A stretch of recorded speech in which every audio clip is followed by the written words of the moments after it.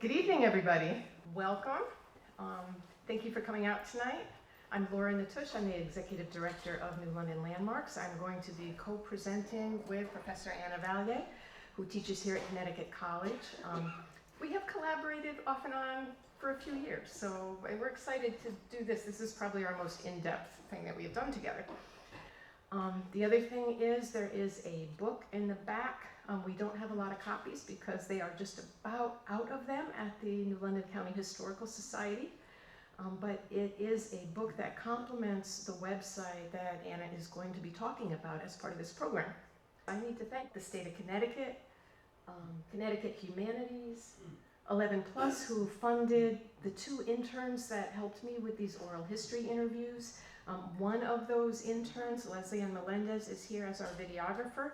She did such a phenomenal job that we kept her on, and now they're not funding her, we're funding her because she's allowing us to do things that we couldn't do before she started working with us.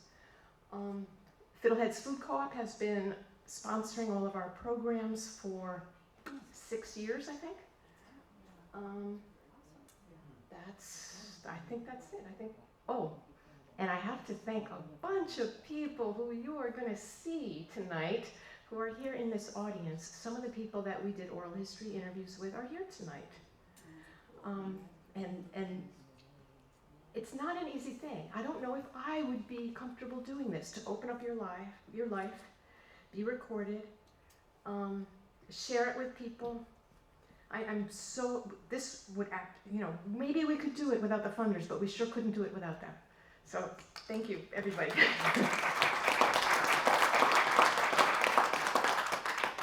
And one quick question, how many of you grew up in housing projects in New London, or if you didn't grow up, lived there? Yeah, a pretty good number. This topic has affected has touched the lives of thousands of New London residents. And I think that maybe it has touched the lives of more people than any other program that we have ever done. So very exciting to me. We are talking about not all, but a lot of the income restricted housing projects in New London. We are talking about all of the ones which are or were ever managed by the New London Housing Authority. And we are also talking about housing projects that were part of this big urban renewal, this big redevelopment project that is what Anna is going to be talking about. I probably don't need to go through all of these with you. I will, so instead I'm going to use this time to say this is timely. We knew it would be timely because we knew that the Crystal Ave high-rises, the Thames River apartments, were going to be demolished when this became a dream of ours. We also knew that there is a housing shortage right now in New London, especially for people who are lower or moderate income. I have never gotten so many texts and phone calls as I have in the last few months from people who are desperately looking for new apartments that they can afford. And there's a few drivers for this, but one of them is certainly that our economy is centered on the defense industry, and EB is hiring a lot.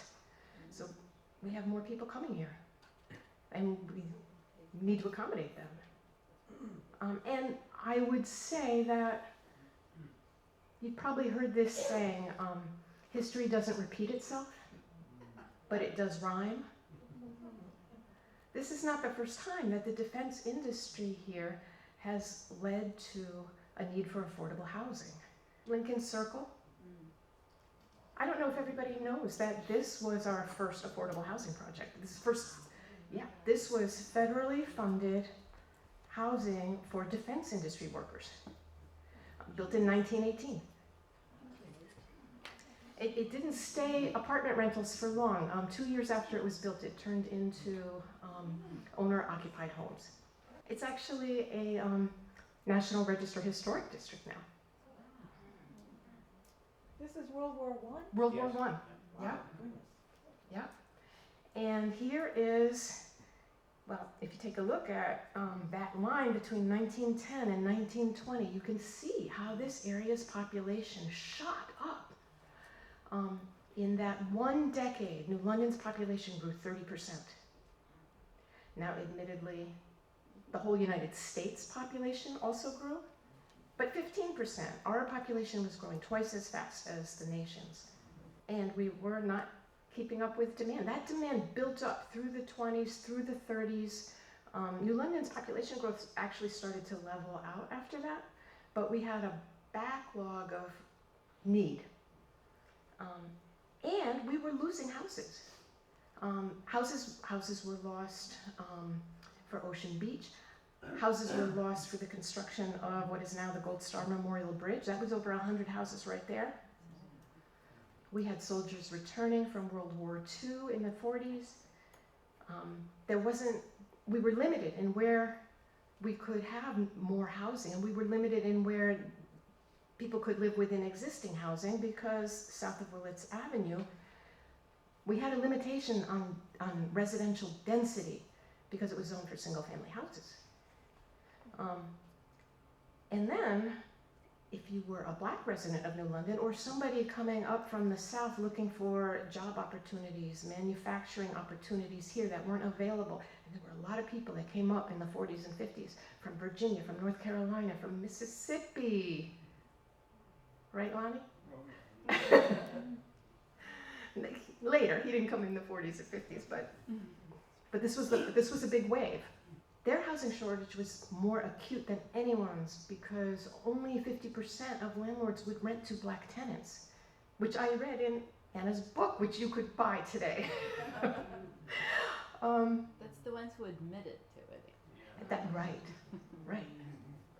Right. And this was better than most of the country, by the way. That, as bad as that was better than most of the country. So what happens when you have a big shortage of housing and people desperate to get into housing? What happens to those housing conditions? This article from 1953 talks about a man who lived in a boarding house because he couldn't afford an apartment, right? And he died of asphyxiation because he was heating the room, his unventilated room, with a gas heater. And 2 weeks earlier, the previous boarder had died in the same room for the same reason.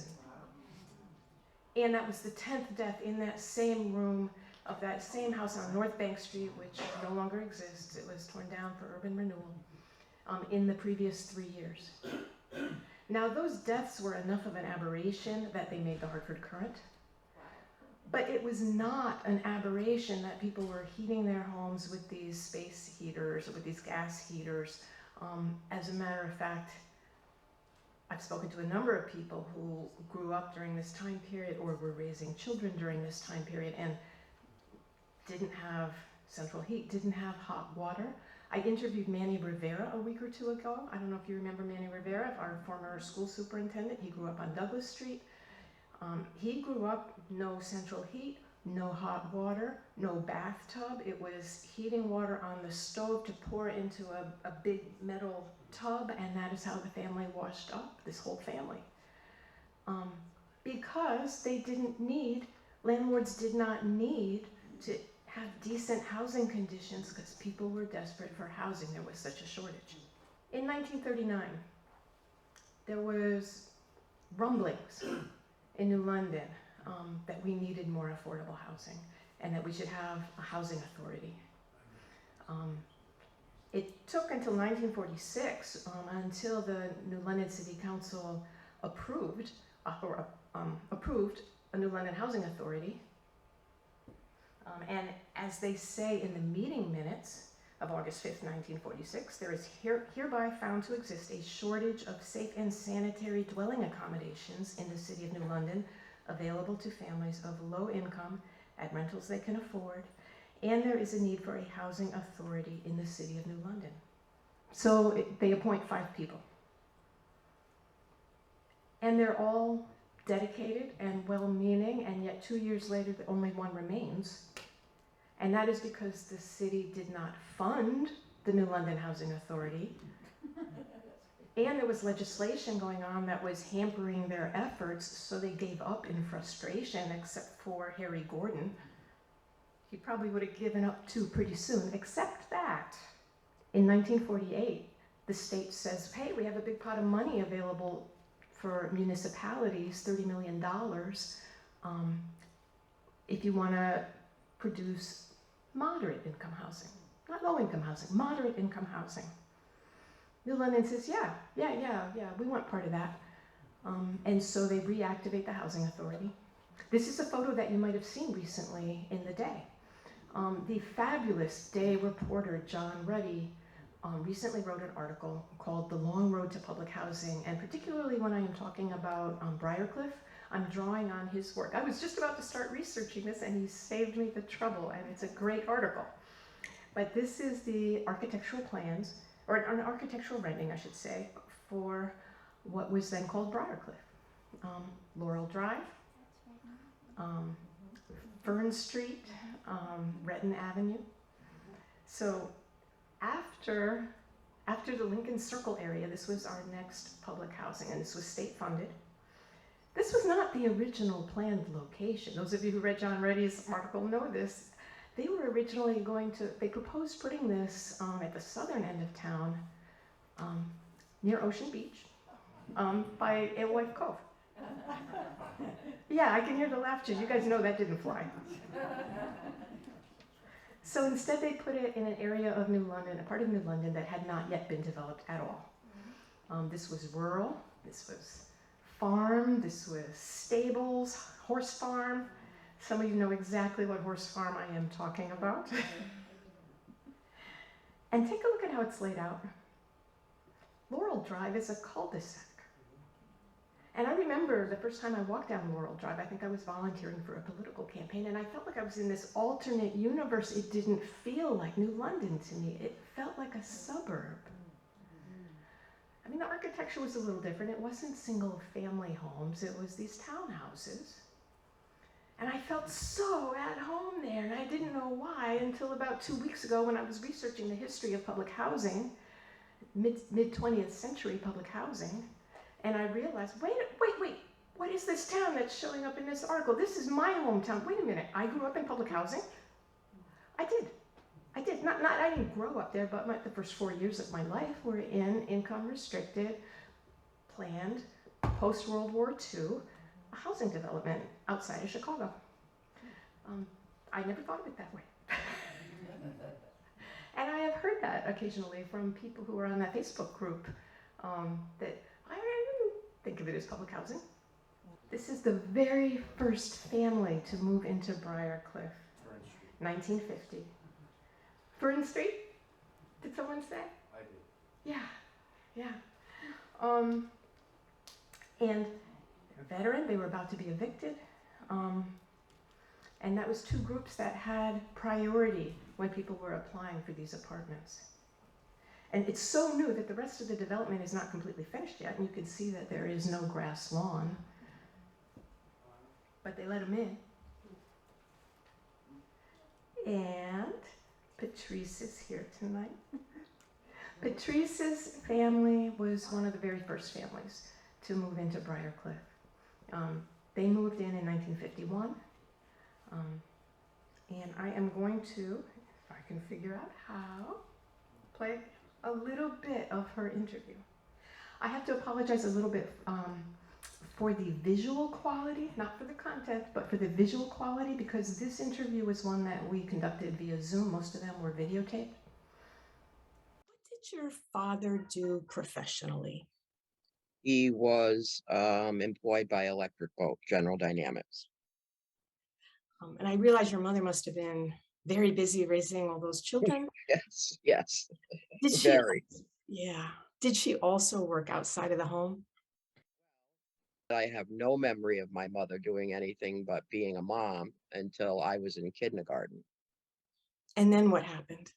Then she went to work at Sheffield's at night from like 4:30, I think, till 10 o'clock at night. I can remember riding with my dad over to pick her up because he got home at about 4:15. So she went right to work, but yeah. So a house full of children, your father's working during the day. once you're off to school, your mother starts working at night. Um, it sounds like a really hardworking family. Yeah, definitely instilled a good ethic into all their children. They always worked very hard, my parents.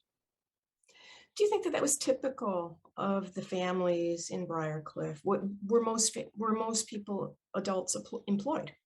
You had to have a job to even apply for housing at that time, and for many years to come. It was moderate income housing. It was not low income housing.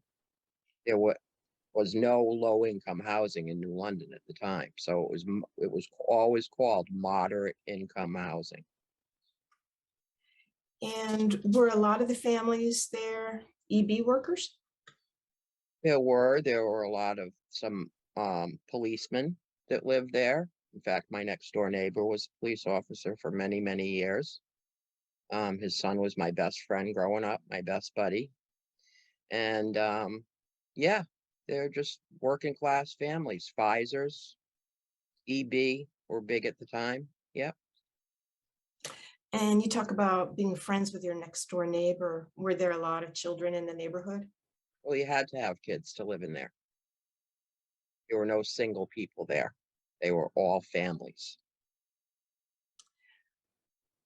Did it feel like was there a strong sense of community?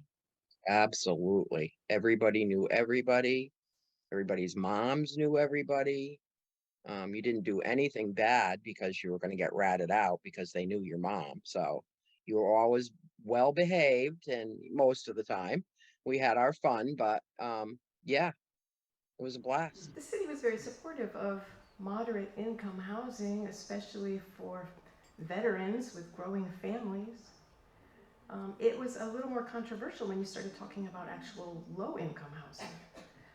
And in 1952, there was a meeting where it got really, really contentious. It was a forum organized by the League of Women Voters. There was a coalition of people who were pushing for low-income housing, and it was union workers, it was people who were low income, it was civic organizations. The League of Women Voters was for this themselves.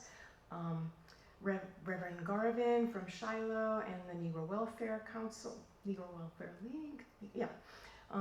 He was pushing for it, and even EB showed up with a sign that explained that out of New London's something like 7,300 families, 2,900 of them were low income. It was 40% of New London's population was low income, according to them. No, and they took that figure from the 1950 census. Veterans organizations supported this as well. The New London Housing Authority, not so much. I feel bad for the chair of the New London Housing Authority at that time because he did actually support low-income housing, but he had to speak for the authority. And the way that he put it was, well, certain members of the authority whose integrity and honesty were above question needed to be sincerely convinced of the need for such housing and that they would not be stampeded into acting unwisely. So it took a while to get low-income housing in New London, but another project for moderate income housing was already in the works, and that's the Bates Woods project, Buchanan, Boulder Drive, and that's what they looked like in the 50s. That's what they look like today.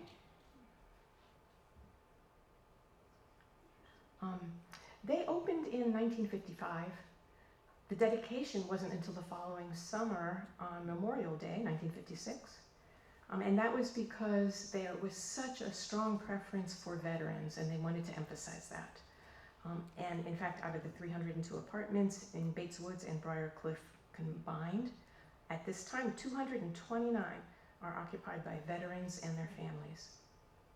I spoke earlier about how Laurel Drive felt suburban to me. That was actually by design. I wasn't fantasizing that this was a little bit like suburbia. And so actually at that dedication ceremony, the head of the housing authority says, although suburban in nature, it affords proximity to educational, spiritual, and social facilities in the city. We're beginning to feel pressure in New London because people are flocking to the suburbs where there are subsidized mortgages and people are using their GI bills, and we wanted to offer something that would keep people here. Now, if you look down here, Buchanan, Boulder, it's that, okay, Boulder and Buchanan, they have different names, but it still has that cul-de-sac feel. And look how much open space there is. I mean, okay, it's taken up by parking, but it's not anywhere near as dense as, look at these houses, Connecticut Avenue. Look at this, up at Fitch. And so there wasn't just a desire to give people affordable housing, they were trying to improve people's quality of life by giving them more space, this is really an early 20th century concept where urban planners were thinking, gee, we need to separate residences from the congestion and smog and pollution of urban centers, that we need to foster community through architecture. And when you talk about being near nature, well, they really are right near Bates Woods. And when you talk about educational facilities, well, you can walk to New London High School. So right here, this is Main Street. Now it's known as Eugene O'Neill Drive, but in the 50s it was Main Street. So like this is the block with the Day and the bank, and this is the Beat Brothers supermarket, which I bet some of you remember. But these days, you know, this doesn't exist, but if you go down that way, you're gonna run into the post office. And right here is 96 Main Street, right there. And I don't know how many of you know Spencer Lancaster, but he is going to talk about living right there and then moving to Bates Woods. I lived at 96 Main Street in New London. And what was that like? It was a busy area. It was over top of a tavern. And there was a lot of apartments on that street that were over top of stores, taverns, places of business. And I lived on the 3rd floor, my wife and I. And what made you decide that you wanted to leave and move into Bates Woods? Well, number one, we had a family. We had one child, and there was no place for her to play. I mean, it was a main street, traffic, there's no yard. So we were looking for a place where we could raise a family. And when they were building Bates Woods project, that was the ideal place to start a new life. At that time, in the 50s, were there other black residents in New London's public housing that you're aware of? Not that I'm aware of. The only public housing I knew at that time was Briarcliff. And there was no black families in Briarcliff at that time. And did you make any efforts to integrate Briarcliff? Yes, I did. I did, yes. I went to the Housing Authority, asked them why. And the first thing they said to me was, none have applied. I was shocked. I said, okay, but I'm going to get somebody. I knew a couple, a very solid couple that could do this, you know, and Mr. and Mrs. Weaver. And they finally moved in, yeah. They were the first family of color. That was totally legal. Discrimination in housing was completely legal everywhere in the United States until 1946, when Massachusetts became the first state to say, no. Connecticut followed shortly thereafter, 1949. They prohibited discrimination in public housing based on race, color, religious creed, national origin, etc. But the kicker, loosely enforced. And so you can, now 1949, there's the beginnings of some restrictions on housing discrimination at the federal level. Congress was not super happy about that, but they made some progress. And you can see that Briarcliff and Bates Woods were built in that window just after there's some federal restrictions and kind of state restrictions on housing discriminations, but you could get away with it. And it's really not until 1968 that it is, nope, you are not going to discriminate against people, when it comes to housing.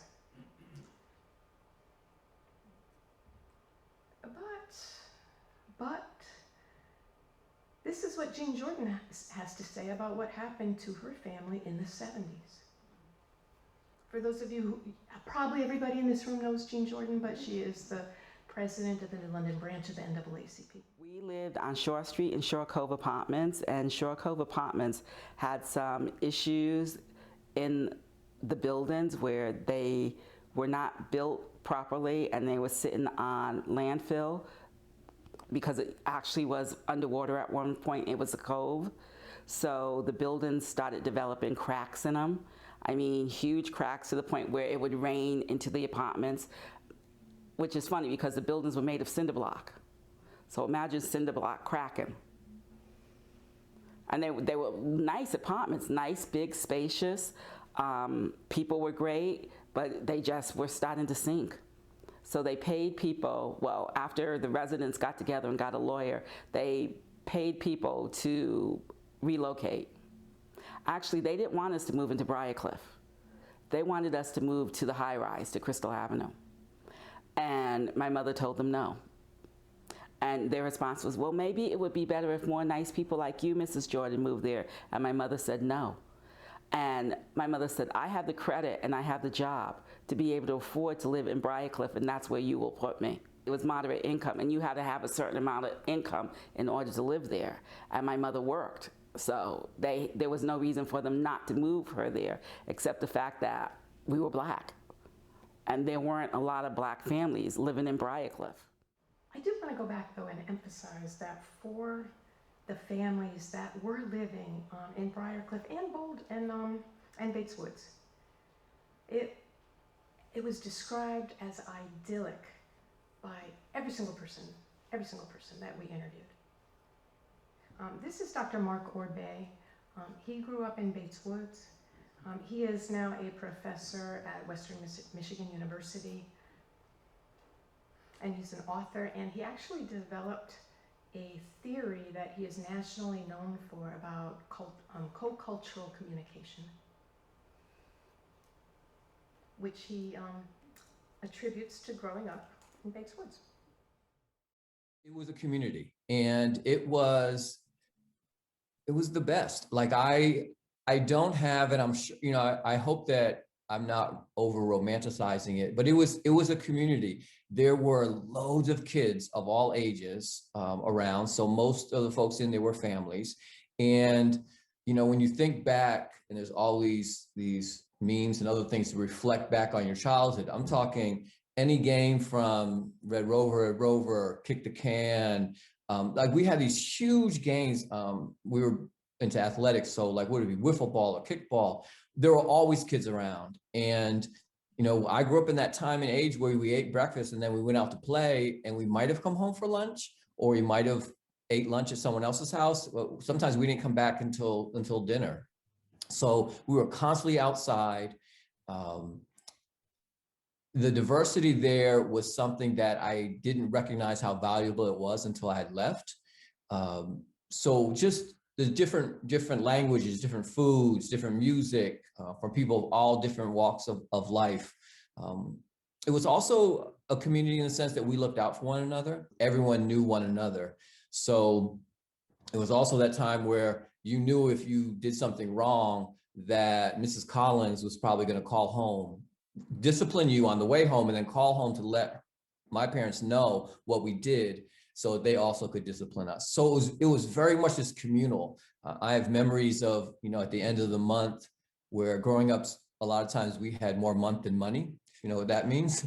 So at the end of the month, we would share stuff that was in our freezer, or, I mean, it was very kind of communal. I remember, the classic kind of, can I borrow a cup of sugar? Well, we would have frozen loaves of bread that we would share with one another. It was very communal in that sense, where if people had a little bit more than they would share. And we'll often have eating over friend's house, sleeping over friend's house.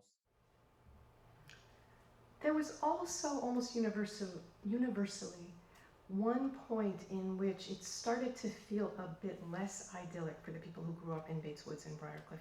And that was when they left their neighborhood schools and they had more interaction with people who grew up at the other end of town. Throughout my entire childhood, we were either on free or reduced lunch. So I remember, going to elementary school and not really thinking about that at all because it was pretty normative at Edgerton. It was different when I got to the junior high. And I remember specifically, like at the beginning of each day, they would have to get a count for who was having free, reduced, or paid lunch.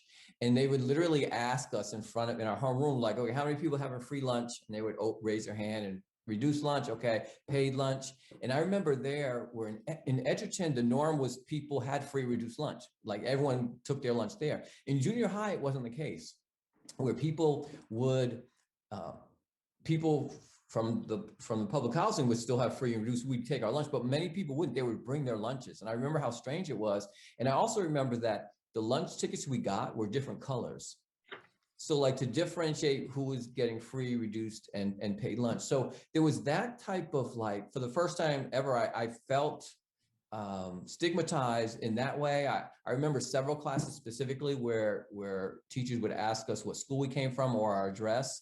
And I have a vivid memory of an art teacher where from day one, we should learn that information that we were treated differently in terms of those kind of just expectations.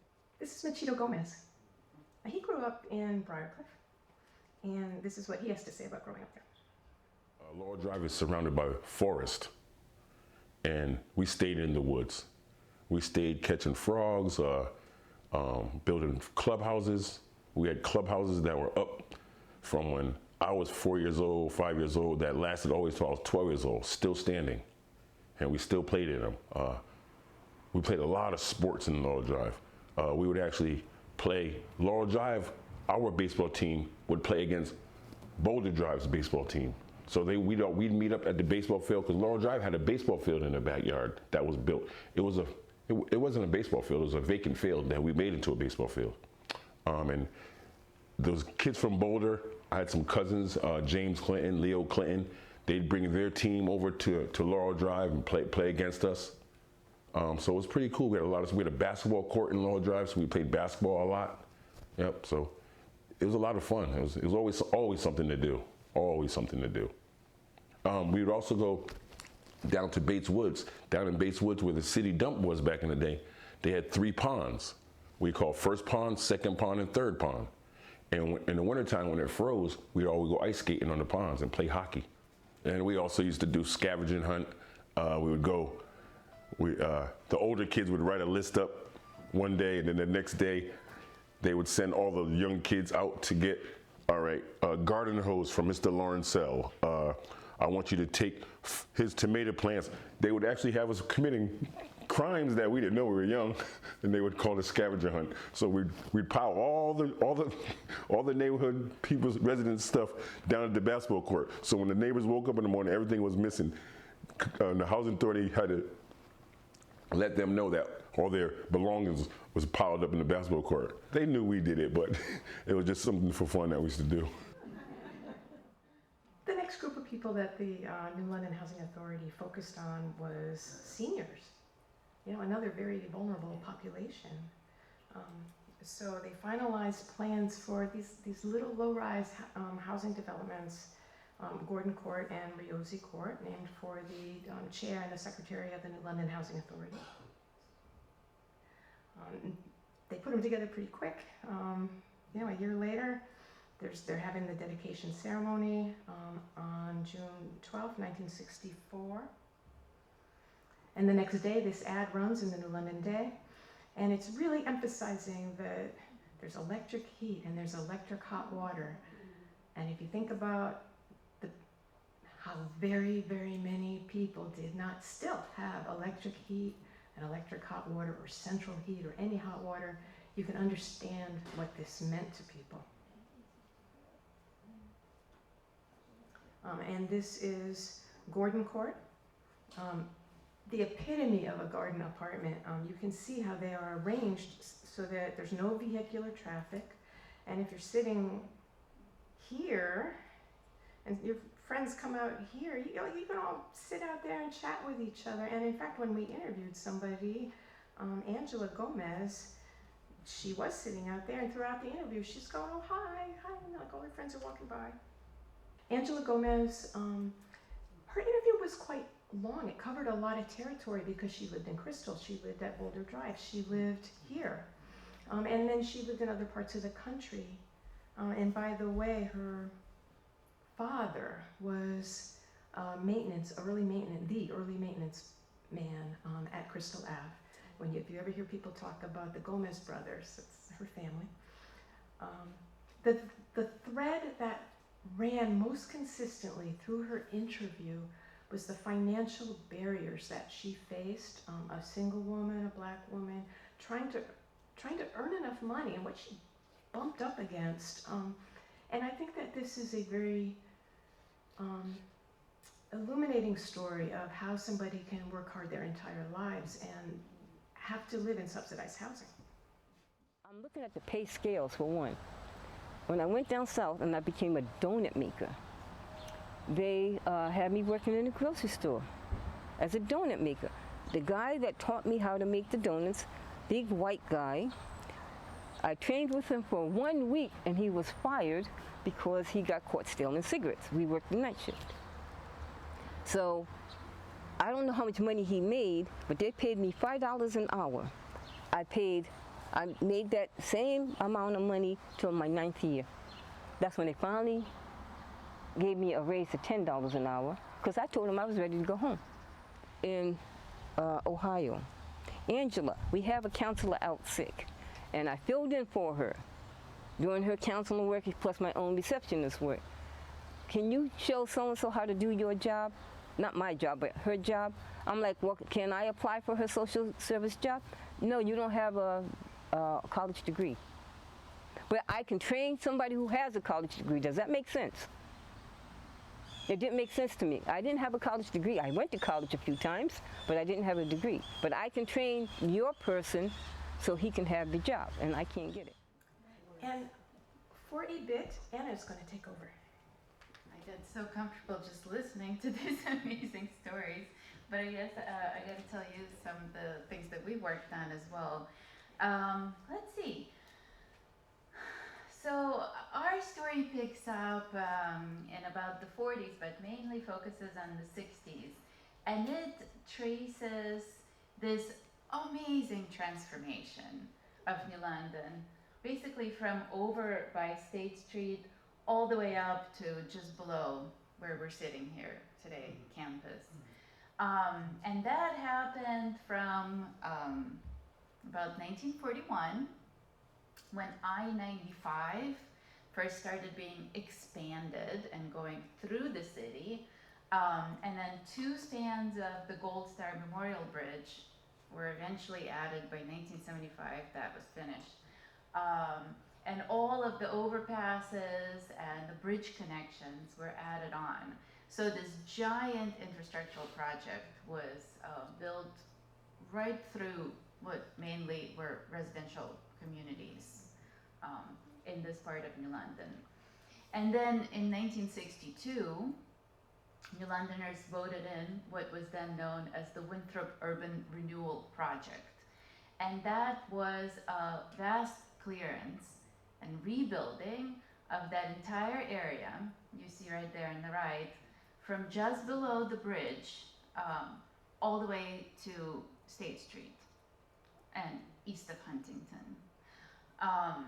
Most of the areas that were cleared, again, residential areas, were roughly like over here, right? And up here. Now around around a little bit around the cove. But then also big parts of downtown were also redeveloped. So in 2019, some students, faculty, and staff here at Connecticut College and myself did a large research project trying to trace, step by step how this history unfolded. What in the world motivated New London to undertake such large redevelopment projects, and how it all happened. We were very fortunate to receive some funding from the Council of Independent Colleges. I gotta give them a shout out since this is being recorded especially. And what came out of that is a kind of what we're calling it, a digital publication. You can think of it, this over here on the left, you can think of it as like a book, but one that you read online, and that's more of a choose your own adventure. So you can explore it along 4 parallel timelines that focus on different aspects of these 2 large projects. One of them being the construction of the highway and the bridges, and the other one being the Winthrop Urban Renewal Project. So we've got the timelines are over there on the top, and they're the story of redevelopment, the story of destruction and construction. So where we tried to reconstruct everything that was there before it was cleared and rebuild, and how that process of demolition and construction unfolded, bridges and roads, and then the impacts on the community. So this you can find online. Unfortunately, it's not searchable at all. So the only way to find it is following this link, right? You have on top there. But what we've been doing over the past year is redesigning this website and expanding it and adding some exciting new components. So we are not quite yet to launch that, but I'm going to give you just a few little snippets of what that's going to look like when we do. So this was one part of it, and the other part of it was the book that's available for purchase right over there at that table. And in that book are 9 chapters written by former students of mine who looked at various aspects of redevelopment, mid-century redevelopment in New London. And after they graduated, worked with me to expand and perfect their seminar papers that they wrote as seniors here at Connecticut College into chapters in that publication. And then I wrote a chapter myself and an introduction. This book is also available for sale at the New London County Historical Society if you would rather get it there. So what I'm just gonna show you a little bit, again, little snippets, not yet ready to be viewed, and it's not quite perfect, so it's gonna have some imperfections there. But just a little snippet of a chapter in what we're gonna launch is the expanded and redesigned website. So what you see here, we've got the timeline for redevelopment almost ready, and here is a chapter in the story of redevelopment. So this one is about the setting up of the housing authority that you heard a little bit about from Laura already. This is what New London looked like about 1949. So you'd scroll down. I did all of this at home and then recorded it, but you'd be doing this yourselves. New London sets up a housing authority. Here's that image of all of the folks in 1946. And then on the side, you can navigate it this way, and it's got all the different chapters in the redevelopment timeline. You can click on all of those and it'll take you to the different chapters.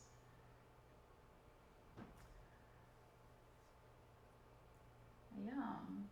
And here we've got, and then we're linking the story of public housing, everything that was built by the Housing Authority, to the story of renewal. So here you've got a little snippet from a report by the Southeastern Connecticut Regional Planning Agency, in which it talks about how needed public housing is in Connecticut, and how you probably can't quite read that from where you all are sitting, but it says that only 2 towns, and this is a 1963 report, only 2 towns have public housing in southeastern Connecticut, New London and Norwich. Believe it or not. And even then, by 1962, there was only 171 units in New London and 411 in Norwich.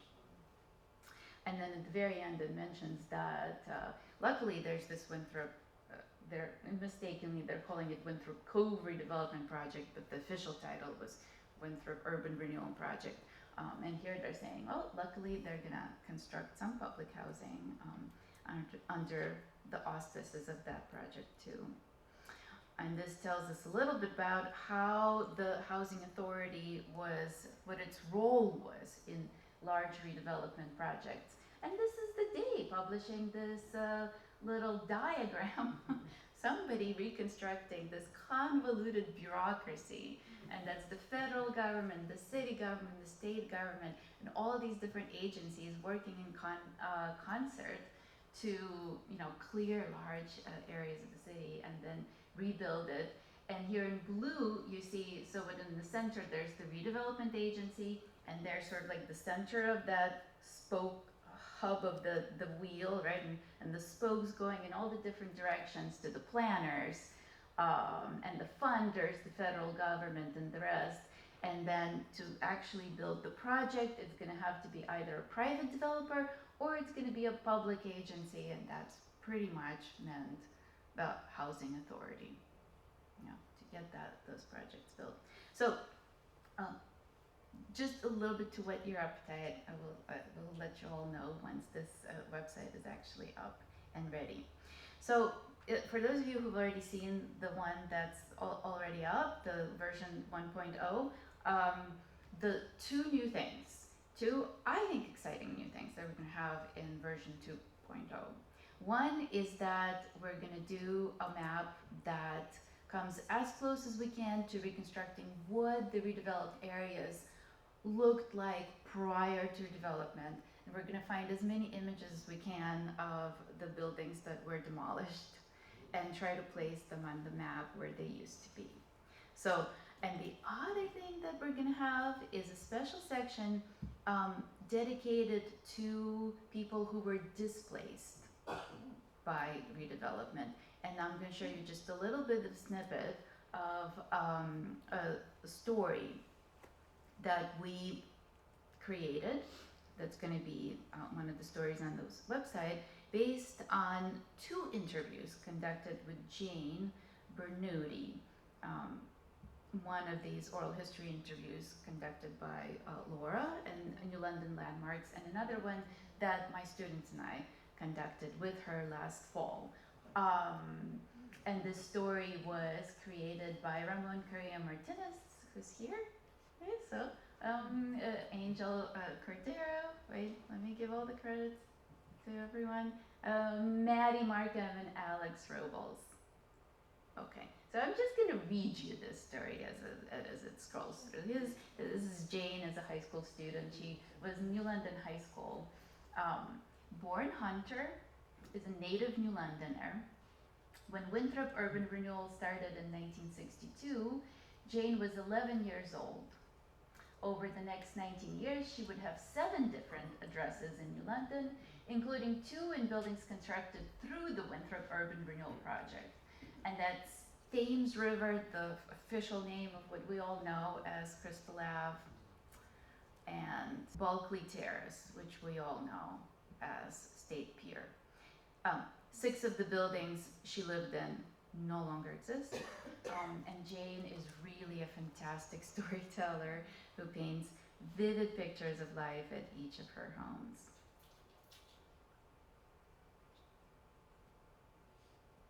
So this is Jane's first home, where she was born in New London in 1951. She lived in a 2-family house at 312 Main Street with her parents, 2 older sisters, and 3 younger brothers for 9 years. And here what you're going to be able to do is see her house on a view of New London as it looked like before that area was demolished with all of her family, her large family. You'd be able to zoom it right in on it, be able to open up that map and just explore what that area looked like before, and where all of that was in relationship to everything else in the city, right there in Main Street. And then you can also see that little green outline is the outline of the area designated for clearance and redevelopment under Winthrop Urban Renewal. So we always have that on our maps so folks can situate themselves. Jane's father, James P. Hunter, always had 9,000 jobs, as Jane said, but mainly he worked at Grimes Cleaners, and after that at Electric Boat, and Jane's mother was a homemaker. As a child, Jane thought Main Street was a wonderful place to live, but the same year she was born, the city deemed her part of town blighted. In 1951, the city commissioned the firm of Harrison, Ballard, and Allen to conduct a survey of East New London. They identified 5 areas for potential clearance and redevelopment. Jane's home was located in area 2A, where that's right there on the planner's map that you can expand and take a closer look at it. And Jane was just like about over here in that area. And so the planners assessed that 80% of houses in that area were substandard.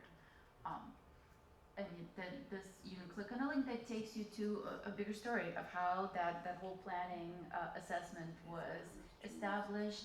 And this tells you a little bit about how New London got into large-scale redevelopment in the first place. This is, probably recognize where that is. State and Bank in the tail end of the 1940s. And when all the families started moving to suburbs, the city was concerned that it was going to lose all of its tax base. And they weren't particularly, City Hall wasn't particularly worried about bringing necessarily back all of those families moving to the suburbs, but their number one priority was to improve traffic, to improve roads downtown, and above all to provide more parking, because what they thought was that if you improve the roads, if you sort of like untangle the traffic, and you provide a lot of parking, then the department stores are going to come downtown, and they started leaving for suburban shopping malls. And then New London is going to become, again, a hub of retail. And then if it's going to become like this shopping hub, then that's what's going to bring all of those suburban families back downtown. And so they were really, really focused. They wanted to clear that area between State Street and the bridge, above all to provide like a better connection to the bridge and to I-95 and provide more parking. So, and already they started thinking about it already tail end 1940s, 1951, they commissioned these planners to do the survey. And so here you see these areas that they had identified for potential clearance and redevelopment back in 1951. Yeah, and this is that original map that they used in the report. So let's go back to Jane's story.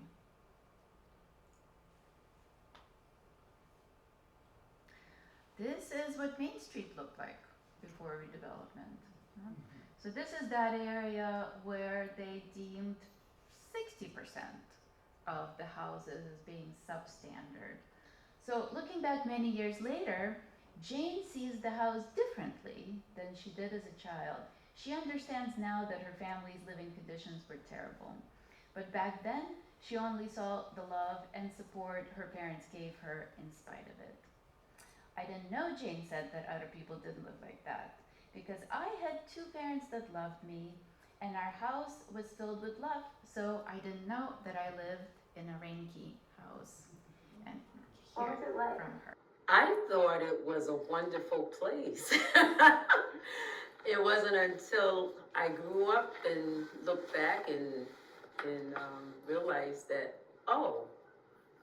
people don't get waken up in the middle of the night because they hear smack, and then they hear wicka wacka, and then they hear bam, bam, bam, bam, bam. I didn't know that people didn't live like that. That was the snap, was the rat getting caught on the trap. And the wicka wacka was because the rat was so big that it could get off the trap if it kept going back and forth. And the bam, bam, bam was my father beating it to death. Yeah. So I didn't know that people didn't live like that,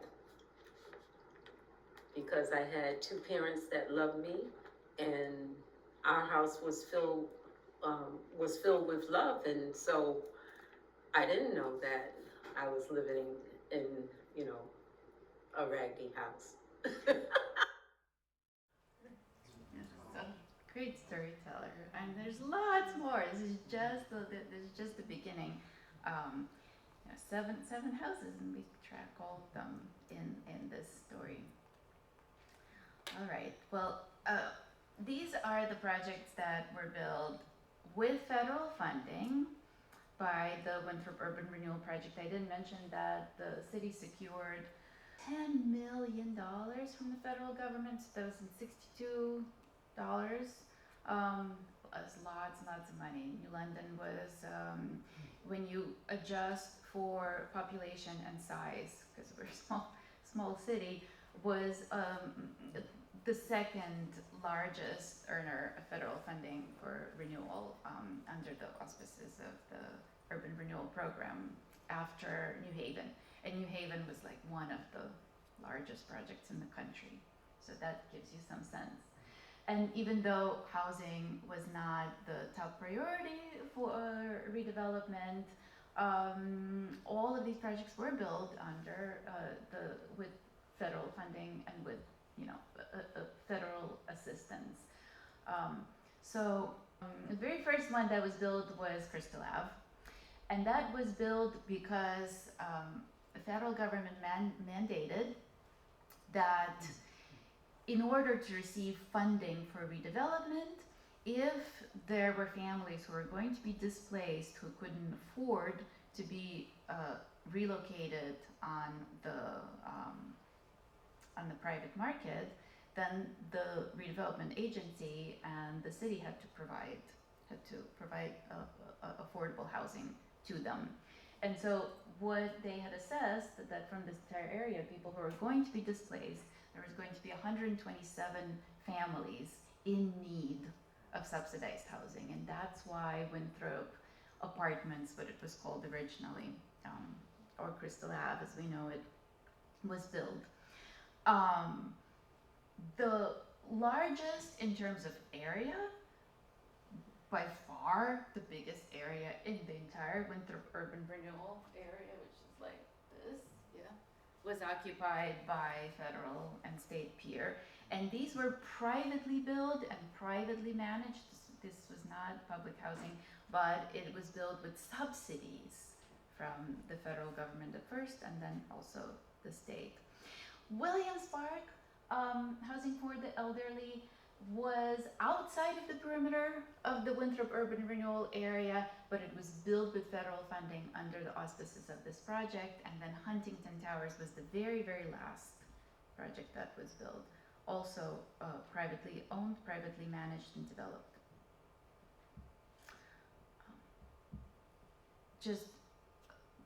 The history of Crystal Ave is fascinating, moving, uplifting, sad, and it would take much more more than a minute to tell that story, but just some things that maybe we don't know from the standpoint of 2023 is that when the project was first built, it was one of the most, because it's been one of the most desirable places to live in the city. This is how the apartments were set up when the building first opened, just to give people a sense of how they could furnish their homes, even though the spaces were quite small. And so here they're advertising that there are built-in cabinets with Formica countertops. I don't know if any folks remember the 50s, but this was like the thing to get us Formica countertops and base ray heat. You know, we were talking about this area where people didn't have plumbing, many people didn't have running water, heat, right? And here you had all of those. 60% white when it opened. Already, almost immediately, had issues with maintenance. And this was because even though the federal government assisted in getting this project built, maintaining it, different story. Maintenance had to come from the rents, and rents, of course, had to be kept very low. And so the housing authority struggled from day one to maintain these apartments. This is going to be the story of Crystal Ave through its entire lifespan. Just could not keep up the building. By 1974, Winthrop Urban Renewal Project officially closes, and Crystal Ave has so many issues with maintenance that they are ready to close it because it's not up to code. So not even 10 years after it opened. And then of course into the 1980s with the drug epidemic, when it arrived in New London, Crystal Ave became one of the sort of notorious centers of that. This is from an article in the Day from 1990, a 10-year-old boy at the apartment complex where he often plays during the day and where drug dealers transact their business at night. So state pier and federal, as I said, was not public housing. It was actually built and managed by a nonprofit called New London Neighbors Incorporated, and it received state tax abatements. Often people say, you know, the reason that, or at least at the time in the 1970s, by the time that the Winthrop project closed, we'd read in the Day a lot of people being interviewed and saying, well, there's so much affordable housing here, there's so much, you know, tax, non-paying, housing that doesn't pay taxes in the city, and this is why we're always struggling. This is why we're always like, we don't have enough tax revenue. State pier and federal, by the early 1970s, were like the second highest taxpayer in the city. Yeah. So, and then the last initiative that the city undertook in terms of housing in the 60s, Laura touched on this a little bit, was housing for the elderly. By 1969, when this story was published in the Day, the waiting list for affordable housing for the elderly in New London County was 500 families, and they waited for up to 5 years. And so Williams Park was built, and that's housing for the elderly. And then the very last project that was built was Huntington Towers, already planned in the early 1960s. Lots of delays, folks protesting against yet another project for the elderly in New London. Some developers signing up, pulling out, finally gets built in 1983. And at this point, it is a Section 8 housing assistance project. Today we call that housing choice. And that is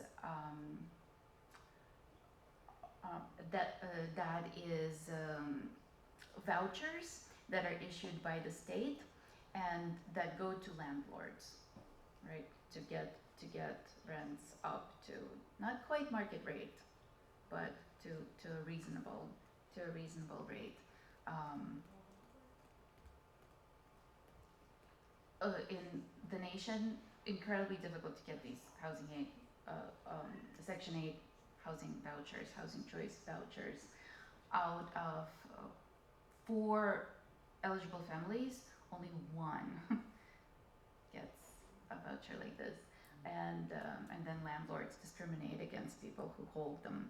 So not easy. All right, and I'll stop here. So, okay, federal. We had heard all these wonderful stories about people who grew up in Briarcliff and Bates Woods and how idyllic that childhood was. We heard some of that also in these later projects, but by the time the drug culture really hit New London in the 80s, some of the stories that we heard had darker elements as well. Always still a community, always, you know, block parties and everything, but this is Orlando Ramos, and he is interviewed by our other intern, his daughter, Zariah Ramos, about growing up in Federal. There was still stuff happening in Federal, Huntington, State Pier. I mean, it was just, in those time, it was known for you not to be at those projects at a certain time. And you kind of said this earlier, but to talk about this more and to segue more into this conversation, did you feel safe growing up in Federal? No, I did not. Would you like to expand on why you didn't feel safe, if you're comfortable? Because you had different cliques, you had different you had different sets, and then when I was growing up, on top of that, you had the gangs involvement. You had a lot of stuff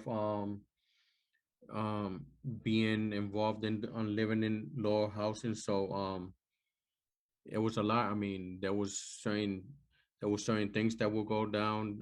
You know, people didn't feel safe. Certain times will come around and you couldn't be out there because certain things will happen. You will see a lot of police chasing individuals through the whole complex, and you will see other things, you know, fights. There was a lot of fights that broke out. There was a lot of violence, and the majority of the stuff was violent. So I don't think none of the kids felt safe there. When you live in a place like that, I mean, what other choice do you have just to mingle with certain people and make friends and speak to certain people? And then if your relatives are in it, how do you even get out of it? That's the only thing you know how to live into. That's the only thing, you know. And then at that time, you know, drugs were heavy. So and you know, you see certain people wearing certain stuff that you don't have, stuff that you can't afford. What do you think is gonna happen? I mean, it's common sense. I mean, you can't. Yeah, you as an individual, you have the choice not to fall into those patterns, into that lifestyle, into that choice. But when you don't have no means and you don't have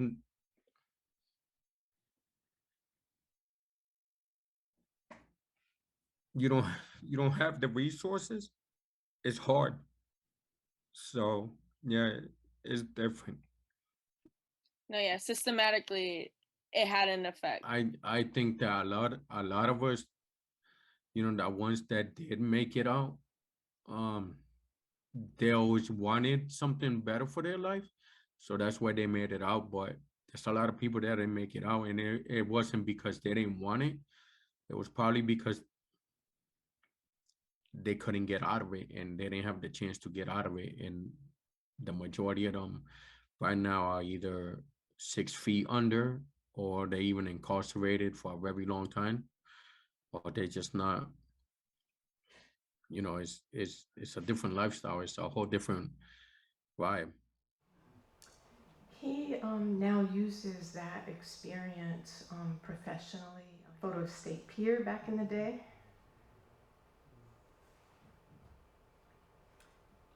This is former city councilor Curtis Goodwin, who grew up in State Pier. He talks about crossing the highway to walk to school because when he was growing up, there wasn't a bus stop there? One program that I remember in particular, I wasn't in it, but it was called LEAP. And it was pretty cool because the counselors would come to the house, each of the houses of the participants or the camp students, and they would go and knock on the door, introduce themselves, grab the kid would jump in line, and they would go to the next house, knock on the door, grab the kid, and they'd go all around the different neighborhoods from State Pier to Crystal Ave to Federal to get all the students, and then they'd bring them up to wherever they had their camp. So it was just super cool. We had lots and lots of programming. I was in YMCA. So in YMCA, we did everything from horseback riding to kayaking. I was an outdoors person, so I took a full advantage of being by the water. So I would canoe, I would capsize my canoe. I spent as much time as I could. At that time, Riverside Park, you had access to go to the riverfront, which is mind-boggling that doesn't exist now. So we'd spend a lot of time down there crabbing and swimming and stuff of that nature. We did camp, we played sports, we had lunch, typical camp things. I was also in RAD, which is recreational alternative to drugs. One of my favorite things I've ever been a part of. They would bring us on monthly trips. So it'd either be twice a month or at least once a month, and we'd get on a coach bus and we'd go, whether it was horseback riding, we'd go to Block Island, we'd go to Big E, we'd go to museums, we'd go shopping in New York City, we'd go to Boston, and we take these trips monthly outside of New London, outside of my hood. So it was one of the coolest programs we did, and by default it's called recreational alternative to drugs, which to keep us away from the streets and to keep us away from gang and drug related activity. So amazing program that we had. And we actually interviewed a few people who had lived in the Crystal Ave high-rises, and because we showed a video montage of most of those interviews at our annual meeting, I'm not going to show much of that this evening, but there is a 16-minute long video montage that begins with Chuck Potter, who you might know as a writer from the day, who lost his parents lost the home that Chuck grew up in to make way for the Crystal Ave high-rises, and then we spoke to people who lived there through the decades, or really right up until the end. And so if you go to our YouTube channel, you can watch that. But I am going to show this clip from Rita Whitehead. Could you tell me a little bit about first what brought you to New London? Well, it was 1998. I had 4 children. My youngest was 3 years old, and we were living in Philadelphia. My husband, my children's father, sort of changed, and it became very hard to live with the change. I'm pretty sure everybody's going through that in those days, but he was addicted. It was pretty hard to live with, and every time I'd move, he'd show up. So I knew I'd have to make a distant move and leave him in his comfort zone. And I had a sister who's, rest in peace, lived here, and she said, if you can give me the money, gas money, I'll come and get you and bring you up here. So I said, great. And so we came up here. I wasn't aware then at the disparities in the cost of living and rent and things like that. But we came up here on a Saturday. We got here about 9 to 10 o'clock on a Saturday. And Sunday, a friend of hers came down to meet us, gave me the lay of the land. Monday, I was at the Housing Authority's office. A lovely lady there named Linda. I explained to her, and she said, well, if you have the money on you, we can move you into an apartment. We'll go look at an apartment. So I had money in the bank. That was another reason I had to leave, because my money just kept vanishing. And so I said, yes, I have money in the bank. And so she took us over to see B74. B74 where? At Crystal Avenue. It had another name then, because eventually we changed it to Thames River, but it had another name then. Windsor or Winthrop or something. So anyway, we went over there and looked at the apartment, and it was empty. I said, okay, we'll take it. And I went down Tuesday and picked up the key. And so it took me, we weren't even here 72 hours before I had a place to take myself and my 4 children. I was happy about that. We didn't have any furniture because we left Philadelphia with the clothes on our back.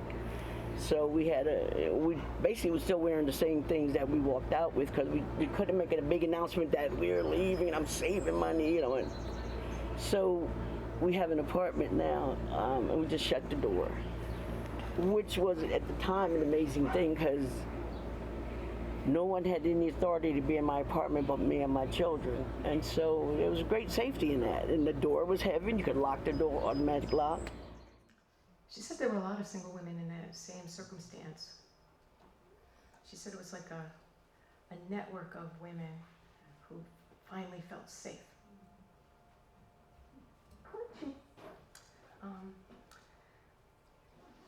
This is an image from a little earlier, 1990, showing family life in Crystal. That you would never see that in public housing now, because when the Crystal Avenue high-rises were vacated and then last year demolished, that was the end of public housing in New London for families. There's other low-income housing projects, but not under the auspice, not under the management of the New London Housing Authority. That was the end of it. All of our public housing in New London now is for seniors and people with disabilities. The last project built that is managed by the New London Housing Authority is the George Washington Carver building at 202 Coleman. Let me back up a little and explain. I think you probably all know that that Briarcliff and Bates Woods are now privately owned. Yeah. Okay, so I'm almost at the end here. We're getting there. This is Virginia Watrous. She has lived at 202 Coleman for 16 years. Okay, the tenant association consists of a president, which is my sister, the vice president, which is myself, and then we also have a secretary. Usually we meet once a month, and it's usually I don't remember now, usually the second Monday of the month, or whatever. And what that consists of is trying to get people out of their apartments and mingle with everybody else. And because of that, we used to do community meals once a month. And I would mainly do all the cooking. I had a few friends here that they helped me, and we did that for quite a while. We would have Easter dinner, we would have Super Bowl parties, we would have Easter, you know, and it was fun. It was tiring, but I did it because I enjoy doing things like that. And then when the pandemic hit, we had to shut it all down. But now I got for myself, I got to the point in the age where it's just too much. I can't do that no more. I started doing the food pantries. I've been certified for 10, 12 years now, so it's about that long, if not a little longer. What I do is now, because of the pandemic, I order online for all core sites that housing has, which is Gordon Court, Hempstead, or Williams Park, Rios Court, and here at 202. I shop online. I know more or less what the tenants like and what they don't like. I put the order in, and then the following week, housing picks it up.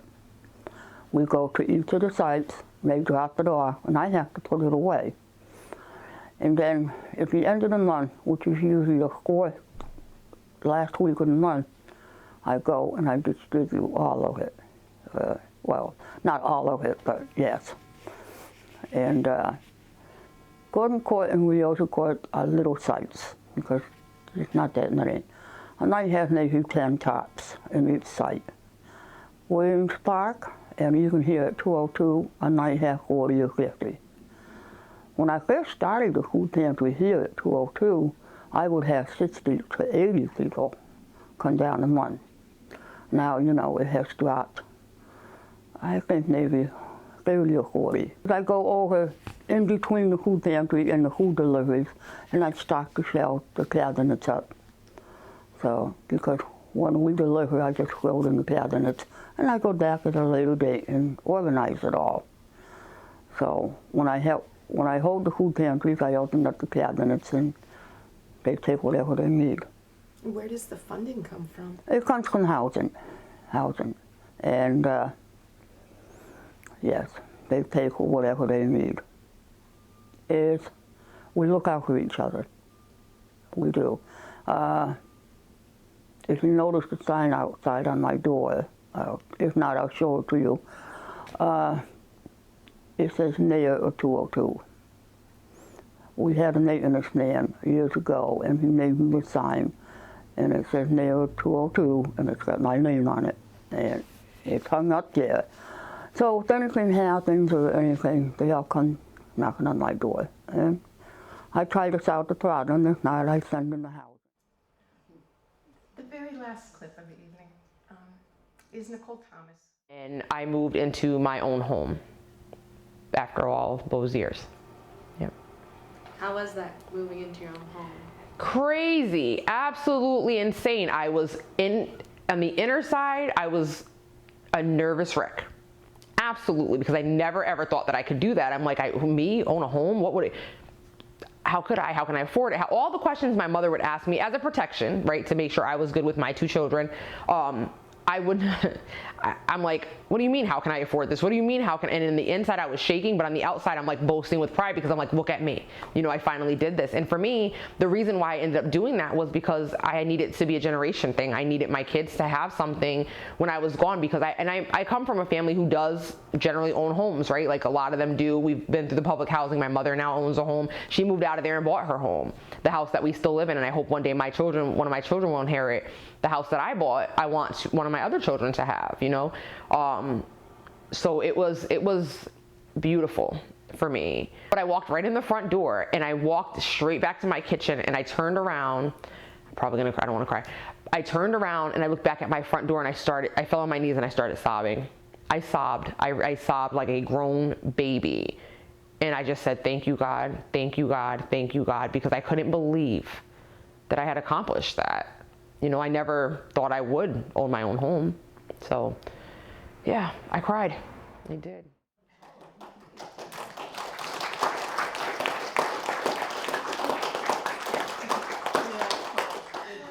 Thank you so much, everybody.